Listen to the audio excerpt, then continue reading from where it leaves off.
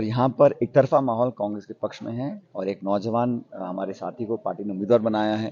मुझे पूरा विश्वास है कि विक्रमादित्य भारी बहुमत से इस लोकसभा क्षेत्र जीत कर जाएंगे और हिमाचल में चारों सीटें हैं, चारों सीटों पर हमारे उम्मीदवार बढ़त बनाए हुए हैं।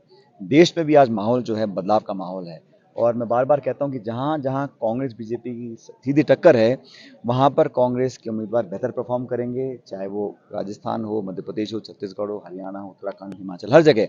और इंडिया अलायंस के जो हमारे उम्मीदवार हैं उनका प्रदर्शन बहुत बेहतर रहेगा। 4 जून को जब मतगणना होगी तो हमें लगता है कि एक बदलाव का जो एक माहौल बना हुआ है वो सचमुच साबित होगा और हम लोग एक सरकार बनाने में कामयाब होंगे। 10 साल के शासन के बाद हर पैमाने पर सरकार अपनी परफॉर्मेंस को दिखा नहीं पा रही है। करप्शन हो, महंगाई हो, बेरोजगारी हो, हर क्षेत्र में पिछड़ी है। इसलिए विवादित मुद्दों को बार बार हवा देते हैं। भाजपा जब चुनाव लड़ती है तो आज चर्चा कर रहे हैं, उन्हें करनी चाहिए चर्चा शिक्षा की, चिकित्सा की, निवेश की, उद्योग की, किसान की, बेरोजगारी की, महंगाई की। वो चर्चा करते हैं मंदिर की, मस्जिद की, मंगलसूत्र की, हिंदू की, मुसलमान की। तो मुद्दों पर चुनाव लड़ा जाना चाहिए और एक अच्छे माहौल में चुनाव लड़ा जाए, संवाद हो, जनता बेहतर उम्मीदवारों को चुने। लेकिन जो मुद्दे हैं वो प्रासंगिक वो होते हैं जो जनता के जीवन को छुएं। भाजपा की कोशिश रहती है कि हमेशा एक आड़ बना कर रखते हैं, पर्दे के पीछे से वो भावनात्मक मुद्दों को हवा देते हैं और जमीनी मुद्दों से दूर रहते हैं।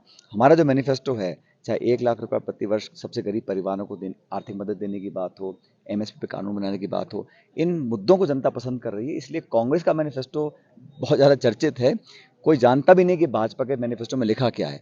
जनता नाउम्मीद हो चुकी है और बदलाव के मूड में है। तो चर्चा जो होती है ना, सन 52 की, सन 65 की, सन 70 की करते हैं। 2014 से 24 जो उनको कार्यखंड का काम दिया, 10 साल का पूर्ण बहुमत की सरकार रही।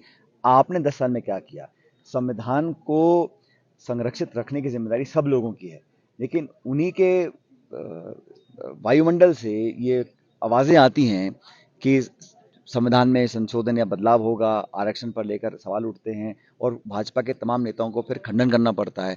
तो खंडन करने की नौबत ही क्यों आती है? क्योंकि ये चर्चा कांग्रेस ने नहीं करी, ये उन्हीं के लोगों पे, जिम्मेदार पदों पर बैठे लोगों ने बार बार मुद्दे को उठाया, इसलिए उन लोगों को अपनी सफाई देनी पड़ती है। मुझे लगता है कि इन लोगों को अपने गिरबान में झांकना चाहिए। वो स्वतंत्रता सेनानी जिन्होंने खून पसीना देकर दशकों जेलों में काटे, देश को आज़ादी दिलाई, देश के सेवा में सब कुछ न्यौछावर कर दिया, उन लोगों को कोसने से अब क्या मिलेगा? 50-60 साल पहले का जिसका देहांत हो गया, उन लोगों को आज आप बदनाम कर रहे हैं। ये कहीं ना कहीं आपकी कमजोरी को दिखाता है। आप अपनी बात करें, आपने क्या किया, आपके विचारधारा के लोगों ने क्या योगदान दिया है? कांग्रेस में जो शहादत दी है, जो चाहे इंदिरा जी हो, चाहे नेहरू जी हो, राजीव गांधी, देश के लिए बलिदान दिया है भाई, जान अपनी कुर्बान कर दी है। अब आज उनको इतिहास में जाके आप भला बुरा कह रहे हो, ये एक ऊंची मानसिकता का परिचय देता है। मुझे लगता है जनता भी इनकी बौखलाहट को समझ चुकी है।